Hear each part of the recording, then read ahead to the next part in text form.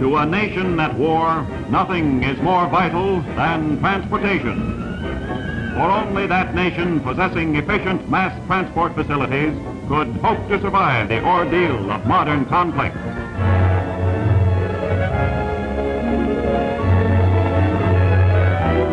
Fortunate are we to be a nation whose economy has ever been geared to the steel rail and the driving locomotive.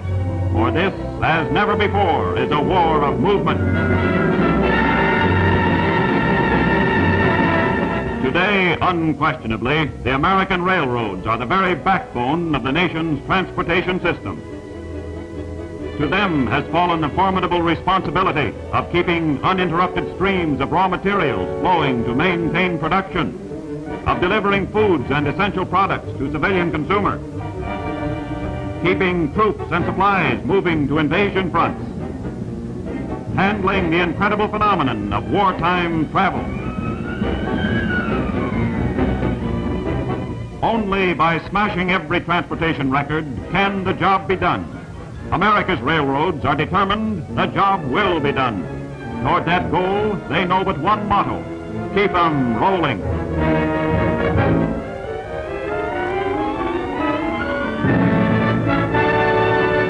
Even before the outbreak of the Nazi bid for world supremacy, far-seeing men of America's railroads were planning for any emergency.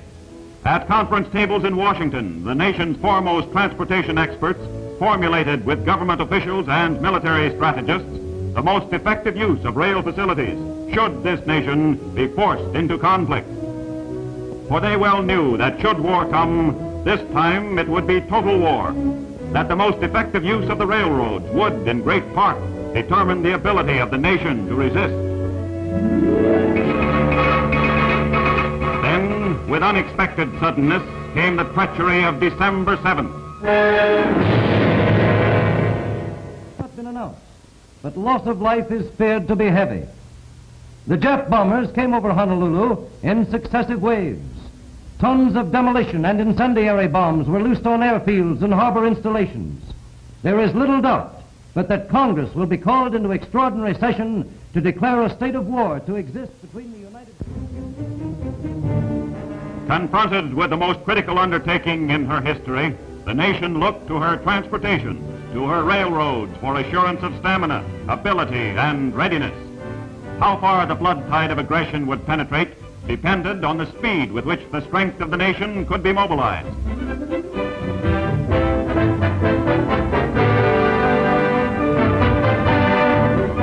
Fully cognizant of their tremendous responsibility, utilizing every available car, every piece of equipment, troop and supply trains, destinations obscured by rigid rules of military security, were diverted for immediate activation of trained fighting units.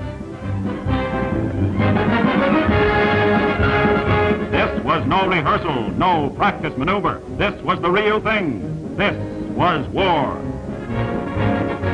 Benefiting from a century of hard-earned experience, men and machines representing every branch of military service were loaded with flawless efficiency. Then, with the precision of a well-rehearsed miracle, the nation's railroads were started rolling.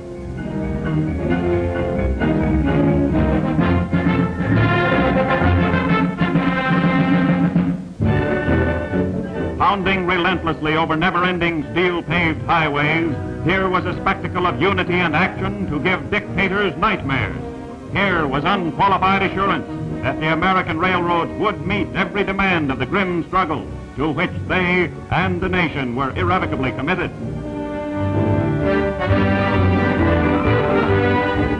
Into embarkation areas, on schedules meticulously planned to avoid congestion, poured weapons, munitions, men, and supplies. Countless trainloads of every conceivable component of logistical planning to be stowed aboard waiting transports without delay to any convoy.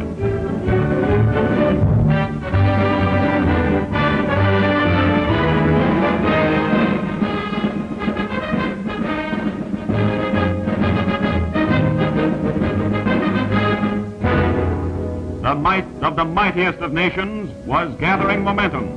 By moving men and material with unprecedented speed and efficiency, just as surely, the American railroads were contributing to that momentum. Soon, decisive battles would be fought on far-flung invasion fronts. On the home front, the battle of transportation had already begun.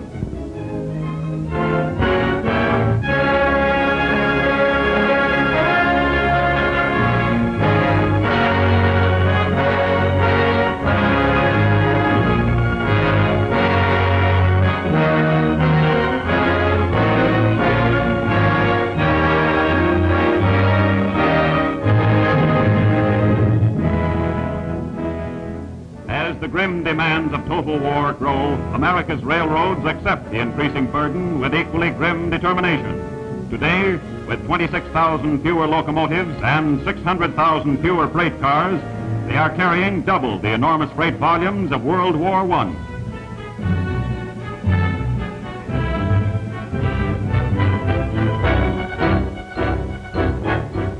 But notwithstanding, and in the face of heavy drains on trained manpower, the service and dependability manifest through decades of progressive administration to the nation's every transportation requirement knows no relaxation. Raw materials, food, every commitment, foreign and domestic, is an uncompromising obligation.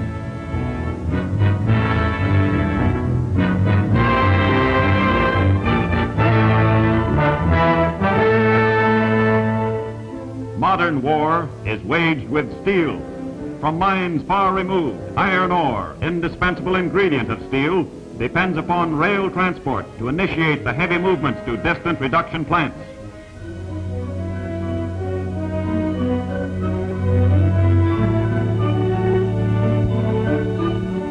Each trainload, a veritable mountain of embryonic striking power, the rich ore is delivered to especially constructed docks, there to be dumped into enormous lake carriers, which share the weight of wartime commitments.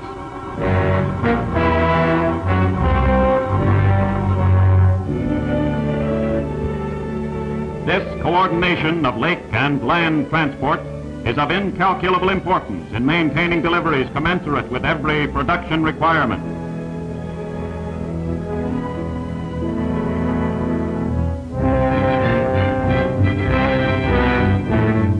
Equally as important in the achievement of industrial supremacy is coal.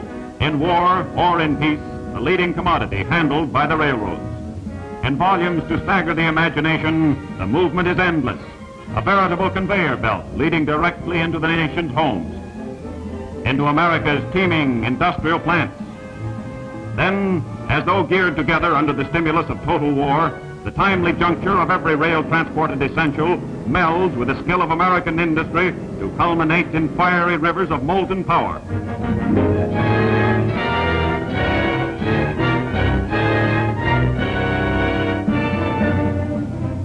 Transporting only a small percentage of Eastern oil requirements before the outbreak of hostilities, the railroads were called upon to perform another transportation miracle, the movement of up to 100 times their normal daily volumes. So, with typical American adaptability, they became a moving pipeline from fields to shortage areas, to ocean terminals, for transshipment to fighting fronts. From beginning to end, almost without exception, the railroads are inextricably integrated into every facet of the nation's economy, into every phase of the nation's tremendous war effort. Sure, we're building ships. We're building plenty of them. But we're not building them by ourselves. There isn't a steel mill within hundreds of miles of here, but we're building those ships out of steel. There isn't a forest within 1,000 miles of here, but we're getting the lumber to build our ships. From stem to stern, almost every part has to be brought in. Without the railroads, there wouldn't be any ships. They're building them just as much as we are. Take it from me, those guys are doing a great job.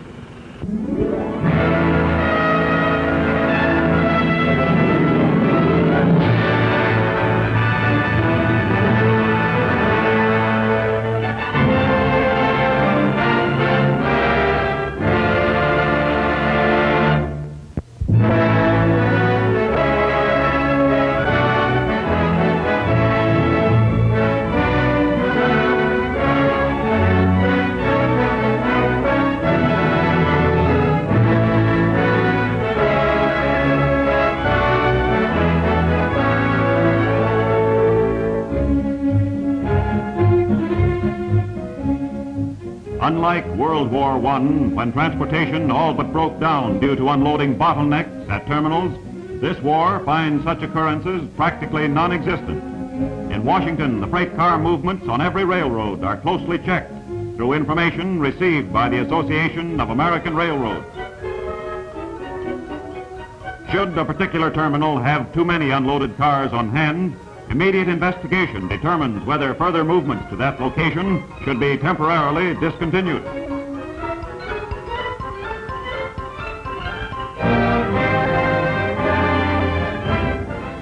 Yeah, I know. But if I don't keep that stuff in those cars, I won't have room in my warehouse for some important stuff that's coming in. I'm sorry. You'll have to get your freight unloaded and release these cars if you don't want an embargo invoked against you.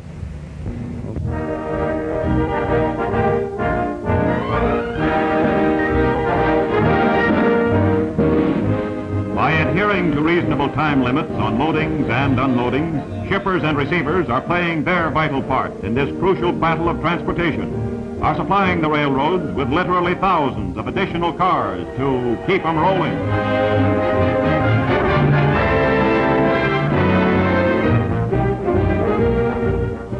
Contributing heavily toward creating the greatest pool of carrying capacity ever conceived is one of the commonplaces of American commerce, the fact that the cars of any railroad move unrestricted over the rails of all other lines. The next time you see a freight train, look closely. You'll count almost as many different trademarks as you will cars.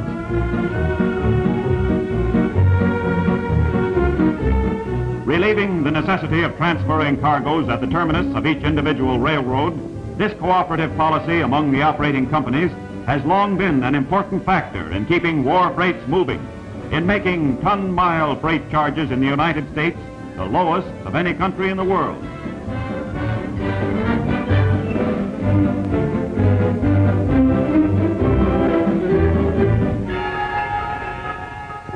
Attesting to the scope of progressive railroading, especially designed ships ferry fully loaded trains across bridgeless waterways, returning them to the rails to perpetuate the continuous motion demanded by commerce and the exigencies of total war.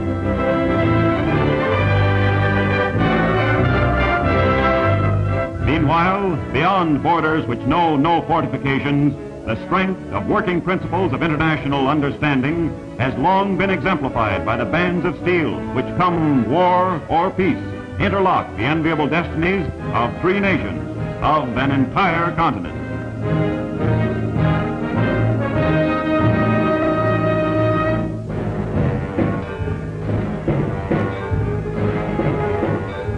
Unquestioned is the unparalleled performance of America's railroads.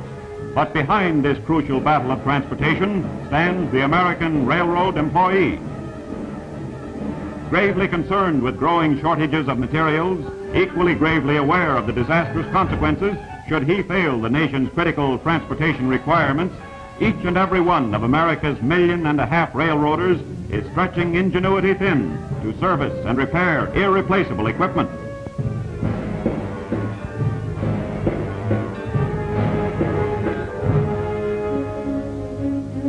Track, the very foundation of the efficiency and dependability known only to rail transport, must be constantly inspected and maintained to keep war trains rolling.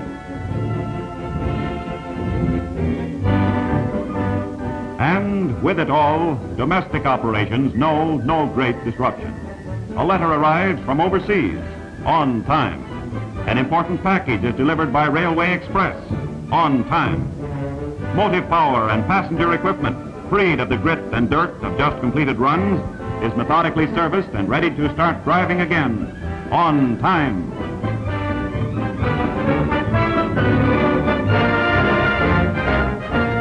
Every 3 seconds of the day and night, another train is started rolling in the face of every obstacle, because every railroader all along the line is putting behind that movement the spirit of a free and inviolate America.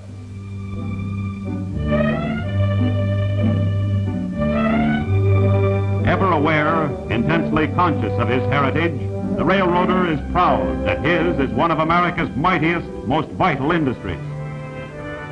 planned and built through the faith and unstinting courage of free men and enterprise, today, as from the very beginning, America's railroads are fighting to maintain, to justify those principles on which they were founded, are expending every energy to ensure that in this land, independent opportunity shall never be denied.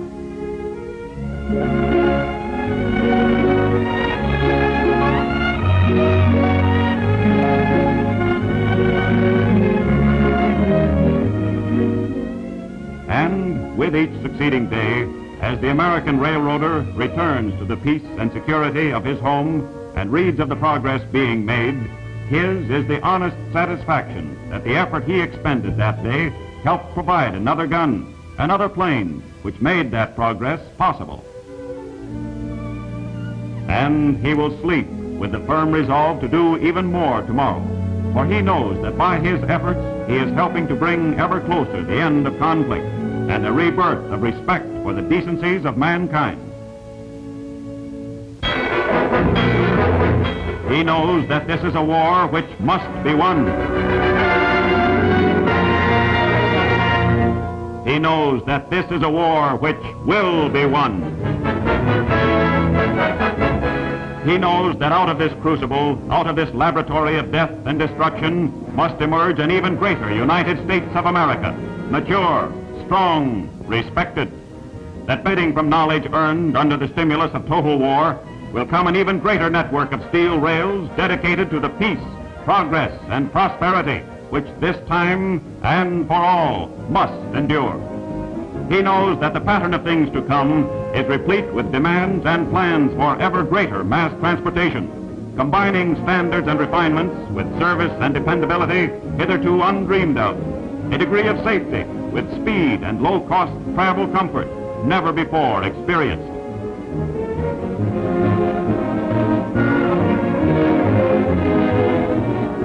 Given the means, the opportunity to build new cars, new facilities, new motive power to replace that being expended through unswerving devotion to conscience and country, it will be the railroads to continue to fulfill those obligations for which they alone are naturally and inherently fitted.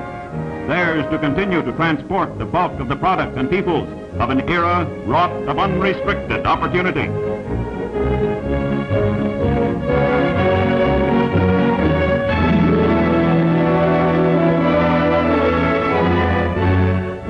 Reflecting abiding faith in the perpetuation of the fundamentals of democracy, at war and at peace, the railroads will ever remain an exemplification of the power, the permanent strength of those principles.